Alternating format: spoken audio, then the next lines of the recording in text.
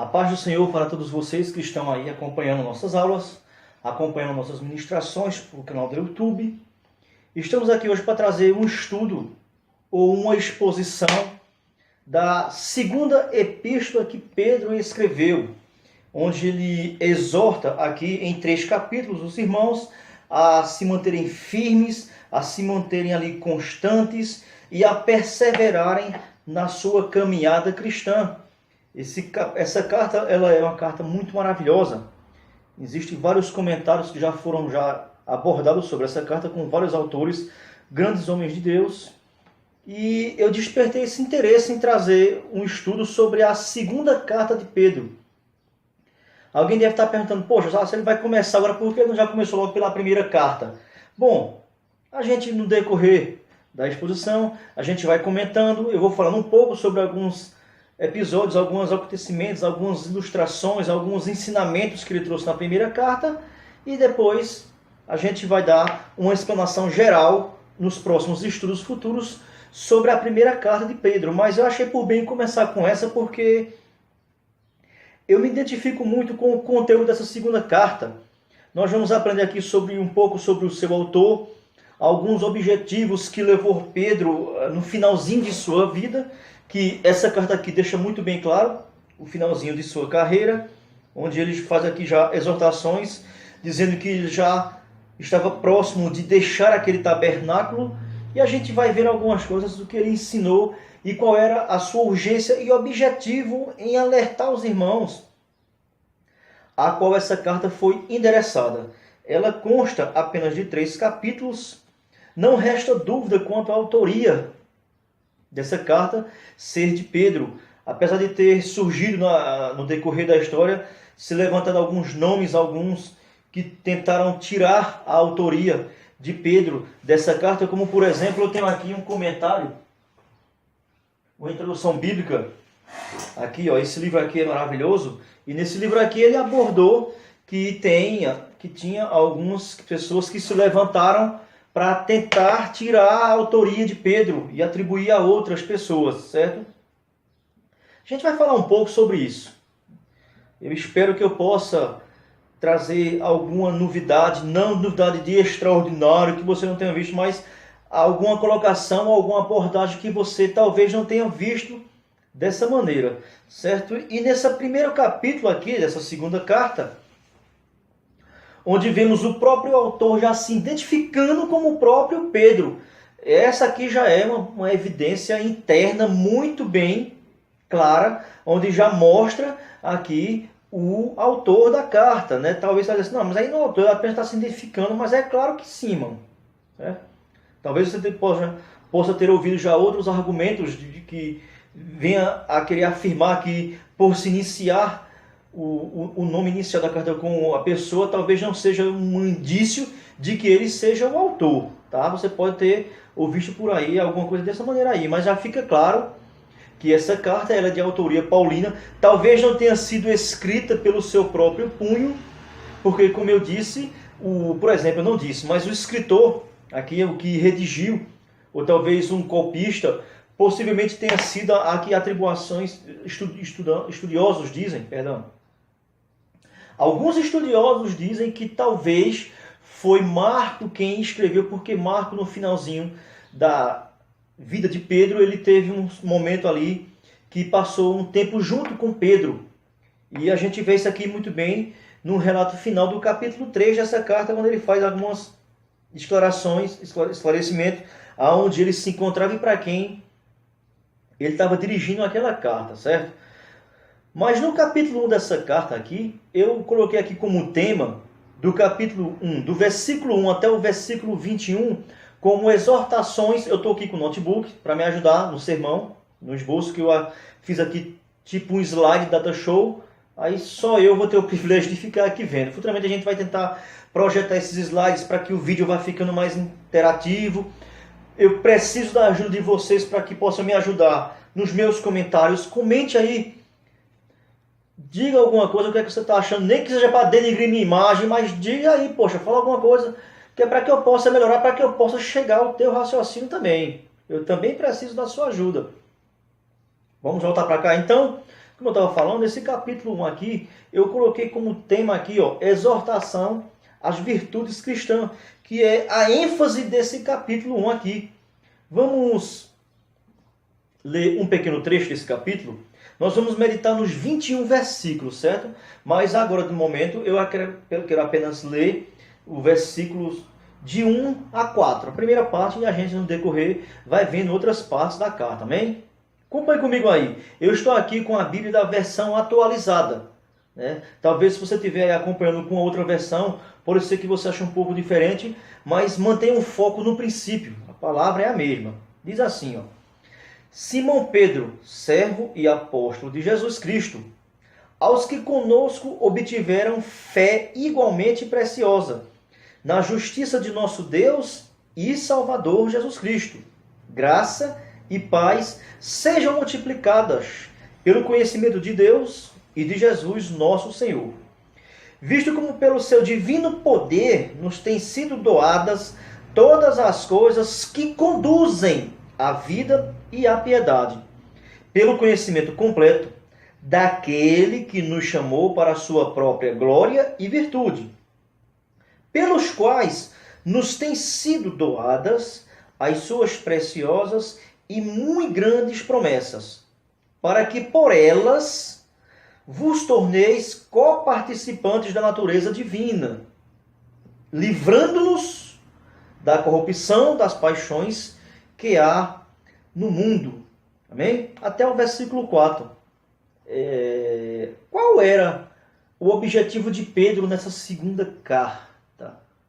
A gente pode observar aqui que ele faz algumas colocações bem interessantes nessa segunda carta.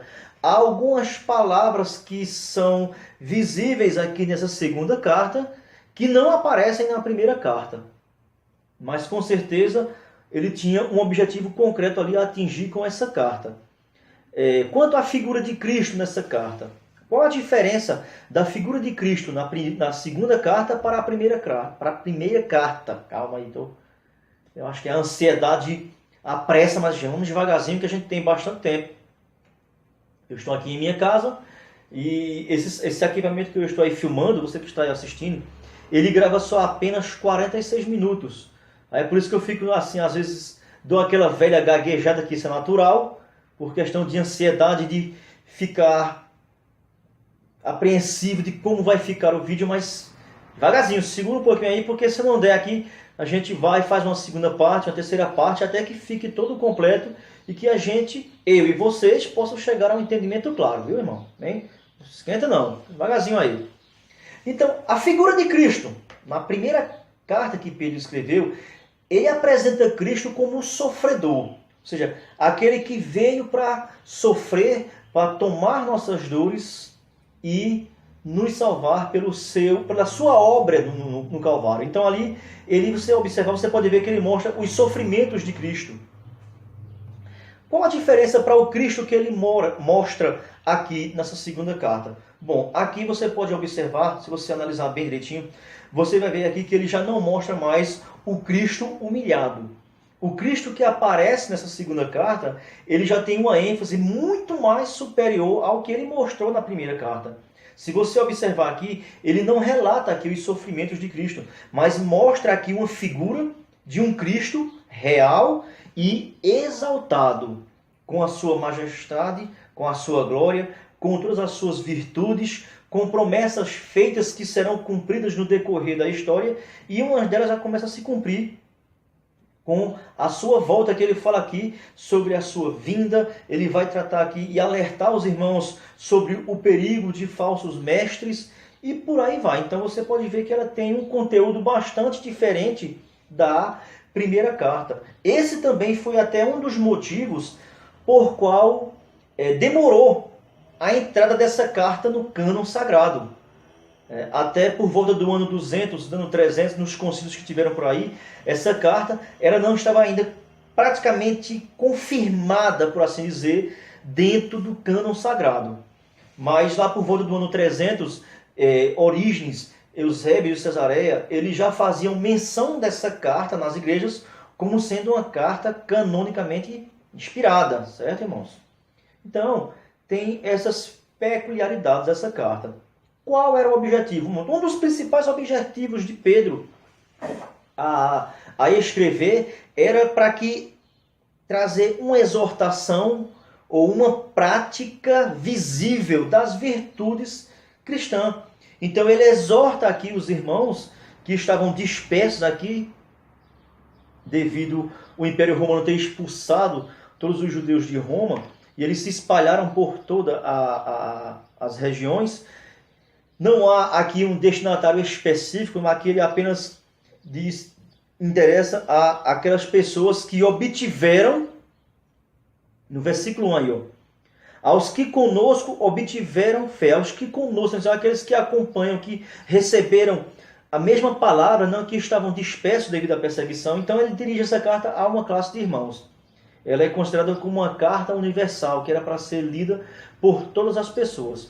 Então o objetivo principal aqui era exortar os crentes à busca das virtudes cristãs. Então, como eu falei de início, esse capítulo 1 aqui, ele tem um objetivo central, que é de exortar os irmãos à verdadeira prática da vida cristã. Certo? Ele tem apenas 21 versículos. Se nós fôssemos aqui traçar um panorama, uma divisão mais bem metódica desse capítulo 1 aqui, nós poderíamos, por exemplo, dividir esse capítulo 1 em 5 partes. Por exemplo, a primeira parte desse capítulo, que está aqui em uma divisão que eu coloquei aqui no slide, que vai, essa divisão que nós lemos aqui no início, do versículo 1 até o versículo 4. O contexto aqui é onde Pedro exorta e mostra que eles tinham recebido uma capacitação para tal obra. Eles foram capacitados. E aqui está muito claro no versículo 1, onde ele diz assim o seguinte, a partir B, C do versículo. Né, ó? Aos que conosco obtiveram fé igualmente preciosa. Então, ou seja, eles receberam alguma coisa da parte de outros que vieram antes dos apóstolos e que anunciaram aquelas boas novas e que ele chama de fé preciosa. Então, mostra aí que eles foram capacitados, eles receberam uma virtude para que eles pudessem dar continuidade e se afirmarem com mais convicção no que ele fala aqui no versículo 4, de promessas. E essas promessas aqui davam força a eles para que eles se mantivessem incorruptíveis mediante os desejos que a nossa carne tem pelas coisas terrenas. Então, esse capítulo 1 aí, dos primeiros versículos, ele mostra que eles receberam uma capacitação divina. E Pedro diz que essa capacitação era para ser demonstrada visivelmente através de atitudes práticas diárias. E é isso que ele mostra agora na segunda seção desse capítulo aí, que são as virtudes que demonstram o crescimento e a maturidade espiritual, que vai do versículo 5 até o versículo 7, como o segundo bloco desse capítulo. Mostra aqui virtudes que vão dar crescimento, ou seja, que vão realmente mostrar que eles eram maduros, crescidos espiritualmente nessa fé, que ele chama aqui de fé preciosa. Depois nós vamos voltar e tentar aqui expor algumas palavras, vamos fazer uma exegese, tentar pelo menos, eu não sou um exegeta ainda apto, mas eu tento aqui, se você ver aqui eu tenho algum material que pode ajudar você que está assistindo e também tem me ajudado bastante. Eu recomendo que você, se tiver recursos, você busque, você pesquise, que você vai conseguir. O Espírito Santo vai abrir mais o teu entendimento com essas ferramentas que o Senhor tem nos capacitado, certo? A terceira seção desse capítulo se encontra do versículo 8 até o versículo 11, onde Pedro aqui, após mostrar que eles foram capacitados, eles deviam colocar em prática. E a prática dessas virtudes que ele apresenta aqui dos versículos 5 até o versículo 7, ele mostra quais são os valores que isso aí vai produzir na vida daqueles que praticam. Ele começa aqui no versículo 8, porque estas coisas existindo, abriu aqui um parêntese. Por que ele diz existindo? Porque pode ser que essas virtudes estejam presentes nas pessoas, mas elas não coloquem em prática. Então pode acontecer de você estar inserido, mas não estar, essas virtudes visíveis não podem estar sendo frutíferas, sendo ativas na sua vida. E ele mostra aqui dos versículos 8 ao versículo 11 o valor que isso pode produzir na nossa vida diária cotidiana. Mas também eu quero te alertar que ele também mostra as consequências daquelas pessoas a qual essas virtudes elas existem, mas elas são infrutuosas. Ok? A gente vai passar por esse ponto aí também. A quarta divisão desse capítulo aí se encontra do versículo 12 até o versículo 15, aonde Pedro ali ele faz menção e da necessidade que ele sentia, o prazer que ele sentia de estar sempre ali presente, exortando, trazendo menção, lembrança aos irmãos de toda aquela vida que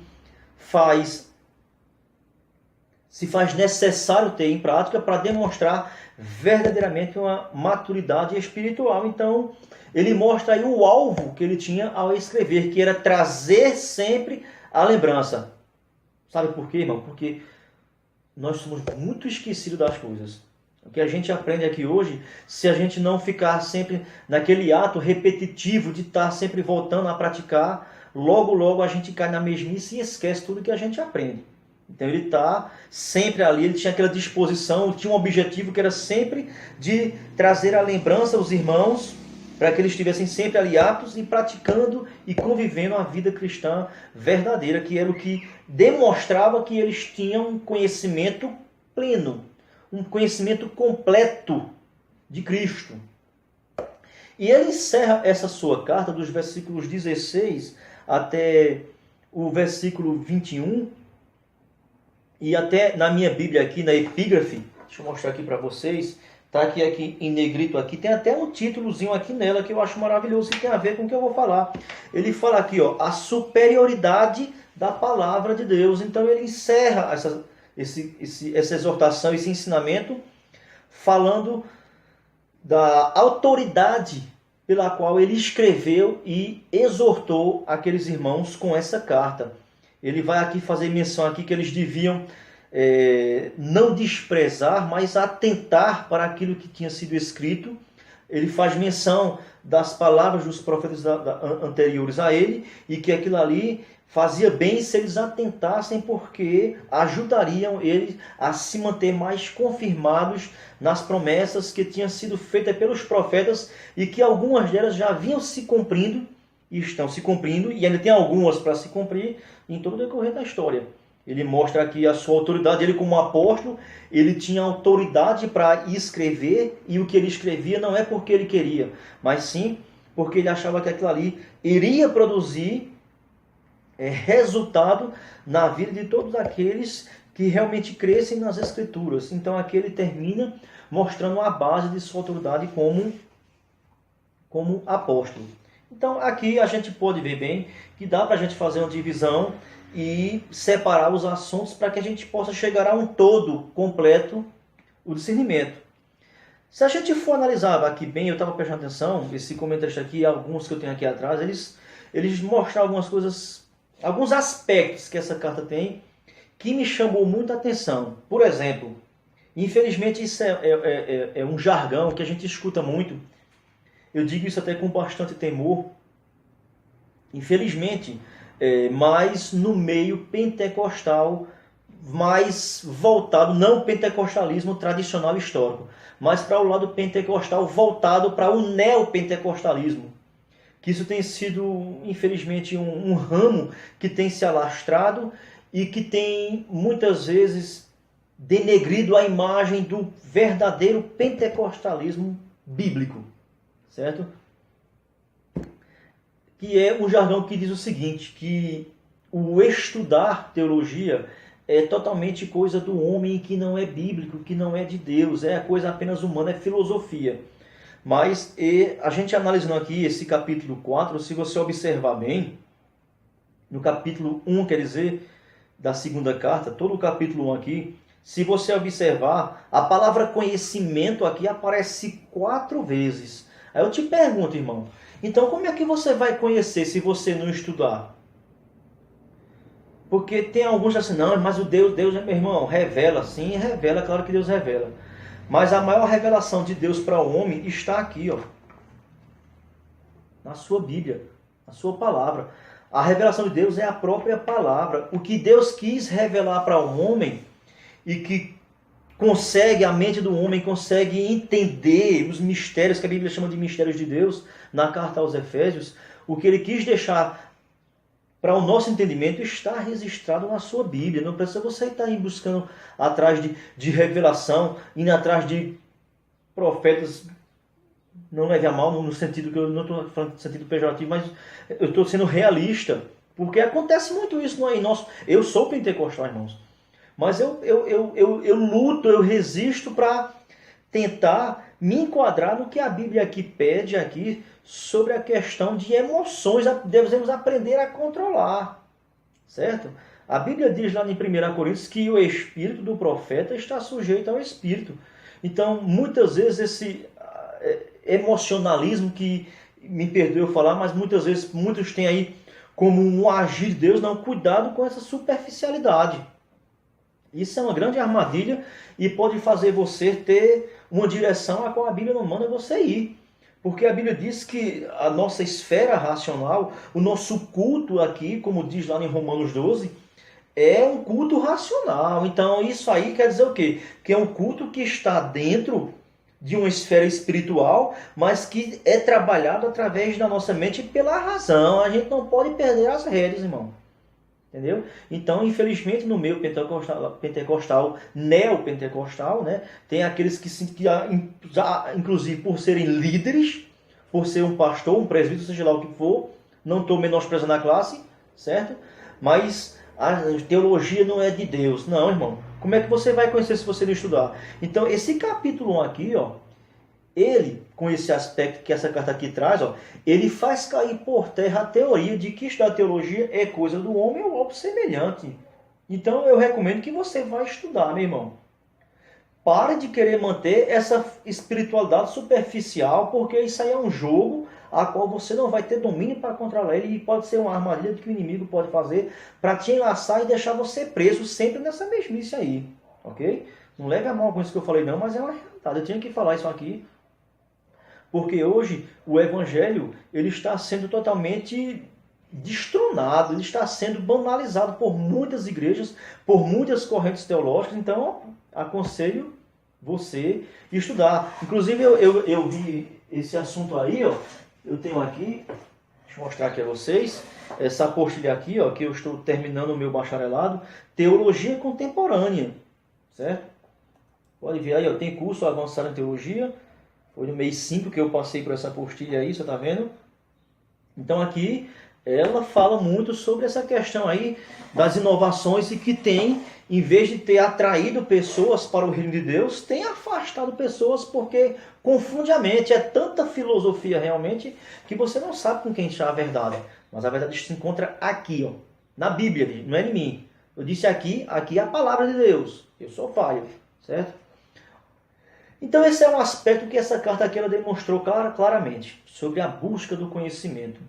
Outra coisa, abordagem interessante que eu gostaria de fazer sobre essa questão do conhecimento, é que o cristão verdadeiro, a Bíblia diz que, Paulo diz lá em Romanos que nem morte, nem espada, nem fome, nem nudez, ele faz lá um conjunto de coisas lá que diz que não pode nos separar do amor de Deus que está em Cristo, ou seja, não pode nos derrubar, não pode nos destruir.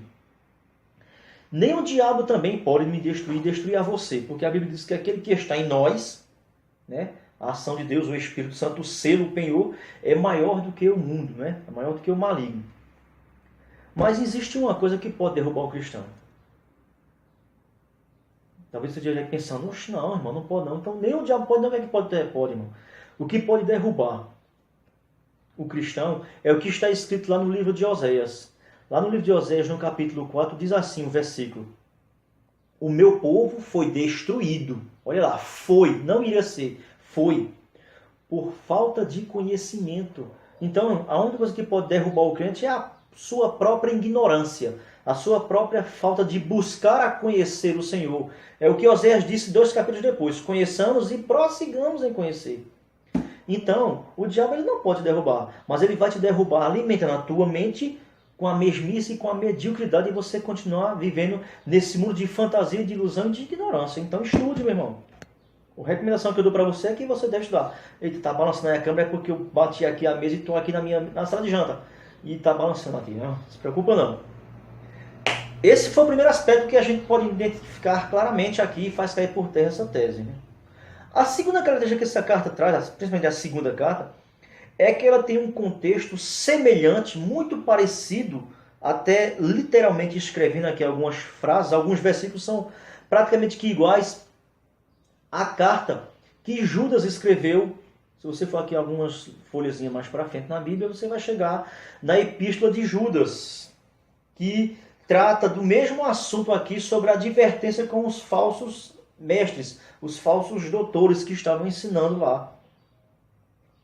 Uma diferença bem similar que a gente pode já aqui trazer logo de início, por exemplo, é que quando Pedro, por exemplo, escreveu aqui essa carta, Pedro alertou de que iriam surgir falsos mestres no meio do povo. Se você ver, isso aí é o contexto que está no capítulo 2. Olha só o capítulo 2. Ó. Assim como no meio do povo surgiram falsos profetas, assim também haverá entre vós falsos mestres. Ó. Eu estou lendo o capítulo 2, o versículo 1. Ó. Os quais introduzirão dissimuladamente heresias destruidoras, até ao ponto de renegarem o soberano Senhor que os resgatou, trazendo sobre si mesmos repentina destruição. Então você pode ver que o capítulo daqui, Pedro fala assim, ó, vai haver entre vocês. Então quando Pedro escreveu, ele alertou para que os irmãos ficassem atentos, porque ia acontecer isso. Aí, qual a diferença para a carta de Judas? Pronto, quando Judas estava escrevendo, isso que Pedro aqui anunciou já estava sendo concretizado. Então já tinha se levantado e eles estavam perturbando a igreja. É o que está aqui no capítulo da carta a Judas. Essa é outra similaridade que essas duas cartas possuem. Eu estou aqui olhando o tempo porque parece que já vai parar ali o vídeo. Mas vamos ver até onde vai chegar. Ok? Então vamos aqui fazer uma breve exposição dessa carta, desse capítulo 1. Primeiro, começando do primeiro bloco, onde nós aqui fizemos uma divisão, lembra? Nós temos aqui uma divisão de 5 blocos. O primeiro se trata sobre a capacitação divina. E Pedro aqui inicia a sua carta fazendo aqui uma recomendação. Olha só, Simão Pedro, servo e apóstolo de Jesus Cristo, aos que conosco, então essas pessoas a qual foi interessada, eles também obtiveram alguma coisa que foi do mesmo valor, igual ao que os apóstolos receberam. Obtiveram. Então, obter alguma coisa, então é porque eles não tinham. Então, eles receberam alguma coisa. O que foi que eles receberam? Fé igualmente preciosa. Então, aqui fala que eles receberam uma fé e que essa fé era um produto de muito valor. Isso aí me faz lembrar Pedro trazendo à mente deles que eles deviam priorizar e observar com mais clareza aquilo que eles tinham recebido. Por quê? Aqui tem um versículo em Apocalipse, capítulo 3, versículo 11, que diz o seguinte, ó, eis que venho sem demora. Uma exortação sobre a volta de Jesus. Ó. Mas, enquanto ele não volta, a exortação é assim, ó, guarda o que tens, vírgula. Então, enquanto o Cristo não vem, em Apocalipse, a exortação é para que eles guardem uma coisa que eles têm. Eles tinham que guardar lá para a igreja, certo? Aqui também Pedro assim, ó, que eles deviam conservar, eles obtiveram igualmente preciosa. Então, é alguma coisa que eles receberam que eles deviam guardar e conservar. Apocalipse termina assim, ó, para que ninguém tome a tua coroa. Então, corre o risco de, se você não preservar e você não ser vigilante, de ser roubado de você essa fé que você recebeu aqui, que ele diz que ela é preciosa. Eu queria aqui apenas fazer uma abordagem para a palavra fé nesse texto. A palavra fé nesse texto aqui, ela não é nesse sentido que tem aqui, ó, em Hebreus. Hebreus no capítulo 11, que diz assim, Hebreus 11, ó, ora, a fé é a certeza de coisas que se esperam, a convicção de fatos que não se veem. É você crer no invisível. Só que aqui, a palavra fé, ela tem um outro significado. A palavra fé aqui de acordo com um contexto que está relacionado a conhecimento, ou seja, o ensino que eles receberam. Então a palavra fé aqui está relacionada a ensino, a doutrina, ao conhecimento do Filho de Deus. E eles chegou a esse conhecimento através de quê? Através do ensino de outros apóstolos que vieram antes, não antes de Pedro, é lógico, mas a outros ensinos de outros irmãos que vieram talvez com a dispersão lá depois que o diácono Estevão foi morto lá em Jerusalém, e aí os irmãos se dispersaram, desceram para Filipos, desceram para Cesareia, e aí essa dispersão aí alcançou, possivelmente, creio eu, esses irmãos a qual foi aqui endereçado. Então, eles tinham recebido, eles receberam um ensino, eles receberam ali um fundamento, a qual esse fundamento que foi dado a eles produziu vida para eles, ou seja, tirou eles, transportaram eles das trevas, como ele vai explicar isso na primeira carta, para a luz. Então aquilo ali era precioso, era valorizado. Então eles tinham que se manter fiéis e guardar aquilo ali. Ó. Isso foi uma exortação que Pedro já dá no versículo 1. E ele começa aqui no versículo 2 com a saudação, que era uma saudação costumeira da igreja daquela época, e que hoje em dia muitos também ainda são adeptos, que diz assim, ó, graça e paz. Agora, ele diz que essa graça e essa paz, ela seja multiplicada. Ele faz aqui uma saudação de bênçãos para aqueles irmãos que estavam recebendo essa carta. Ó. Sejam multiplicadas no pleno conhecimento de Deus e de Jesus, nosso Senhor. Aí aqui eu tenho uma pergunta, porque ele vai enfatizar, logo no próximo bloco, as virtudes que realmente demonstram que eles eram amadurecidos na sua vida cristã. Então a pergunta nesse versículo aqui, a gente poderia fazer uma pergunta dessa maneira. Ó. Porque Pedro aqui está desejando ó, que a graça e a paz fosse multiplicada na vida deles. Aí eu te pergunto, ó, o que devemos fazer para que a graça aumente em nossas vidas? Talvez essa seja uma pergunta que você queira fazer, ou talvez você se pergunte, poxa, o que eu faço para que a graça e a paz aumente em minha vida? Aí Pedro vai dizer que para que isso aí aumente na sua vida, primeiro você tem que buscar o conhecimento pleno, ou seja, um conhecimento do todo, um conhecimento geral sobre Cristo, sobre Deus. Ele fala aqui o seguinte, ó, graça e paz sejam multiplicados no pleno conhecimento. Aqui ele fala da totalidade de Deus e de Jesus Cristo no Senhor. Então, tem muitas pessoas que apenas conhecem de ouvir falar a Deus, até mesmo muitos de nós crentes, e conhecem apenas o Cristo histórico, ou o Cristo que os crentes proclamam, que até outras denominações também proclamam, mas ele diz que só conhecer em parte não é suficiente. Ele fala aqui, ó, pelo pleno, no sentido de totalidade. É claro que nós não podemos conhecer o Cristo por completo, porque ele é infinito. E eu e você temos uma mente finita. Mas aqui, no sentido de exortar, no sentido de você se esforçar para cada vez se aproximar mais de Cristo. E cada vez que eu e você se esforça nessa caminhada, possivelmente aqui mais graça e mais paz a gente consegue multiplicar em nossas vidas. Ele vai agora explicar no versículo 3 aqui o seguinte, ó, visto que como pelo seu divino poder nos tem dado coisas doadas, todas as coisas que conduzem à vida e à piedade. Então, ou seja, Cristo com os seus ensinamentos, ele nos ensinou, e que isso aí foi dado gratuitamente para que isso aí possa nos produzir uma vida de piedade e uma vida de caráter cristão, que é o sentido dessa palavra aqui, ó, coisas que conduzem à vida e à piedade, que conduzem à vida, ou seja, que condizem com a vida cristã. Ele diz aqui ainda, e isso é mediante, ó, pelo conhecimento completo. Tá vendo aí? Não é maravilhoso? Ele falou aqui no versículo 2 que é pleno conhecimento. E no versículo 3 ele fala de conhecimento completo. Ó. E o conhecimento completo de quem? Ele continua no versículo. Daquele que nos chamou para a sua própria glória e virtude. Ou seja, a palavra aqui virtude, é claro, ou seja, se refere às características morais de Cristo.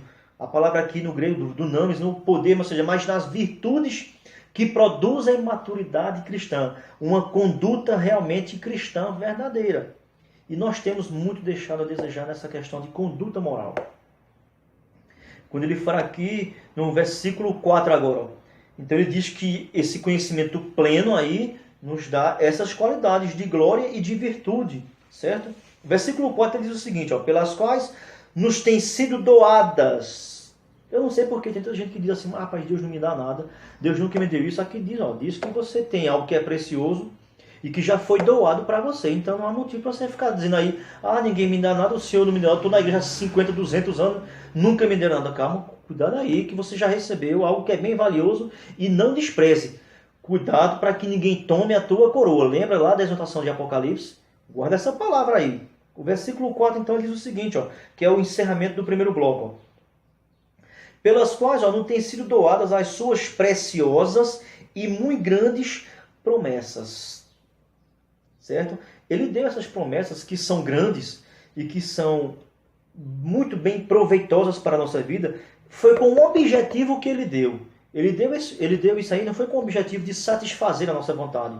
Não foi com o objetivo de satisfazer o nosso bem-estar, ou nossas comodidades, mas foi para nos preservar de algo. Ele vai falar no versículo 4 ainda, ó, para que por elas vos torneis coparticipantes da natureza divina. Epa, e agora o bicho pegou. Então quer dizer que eu recebi isso para ter uma natureza divina, no sentido de um semideus. Não, irmão, não é isso aí não, hein? Daí, ó. Essas promessas foram nos dadas para termos assim, como ele fala aqui, ó, da sua natureza divina, ou seja, nós também manifestarmos o seu caráter espiritual, um caráter divino, certo? Um caráter que realmente é de acordo com a vontade de Deus, não relacionado ao poder igual a Jesus Cristo. Não é isso aí, viu? Calma aí. Não leve para esse lado. Ó, isso foi para nos fortalecer, para que a gente, livrando-nos da corrupção das paixões que há no mundo. Então essas promessas, elas nos fortalecem e nos guardam se mantivermos atentamente nossos olhos voltados para ela, para que a gente não seja envolvido e seja levado pelos desejos que a nossa carne, nossa matéria, tem pelas coisas terrenas. Então elas nos guardam, elas nos fortificam, então elas nos preservam. Esse aí é uma exortação que Pedro dá para aqueles irmãos. Então, confiem, creiam nessas promessas, guardem. E vocês vão demonstrar isso aí se vocês colocarem toda essa fé que vocês obtiveram, ou seja, essas virtudes e essas qualidades cristãs, se vocês colocarem em prática. E o que é que a gente tem que colocar em prática? É o que ele vai agora entrar na segunda sessão. Então ele agora vai mostrar quais são essas virtudes que realmente mostra e que nós temos esse conhecimento pleno. Como ele falou aqui, buscar o conhecimento completo. Então, quando é que eu e você tem um conhecimento completo de Cristo? Quando é visível na minha e na vossa vida essas virtudes cristãs sendo aqui praticadas. Acompanhe comigo aí a partir do versículo 5, o segundo bloco aí desse capítulo. Ele fala assim, e vós também, pondo nisto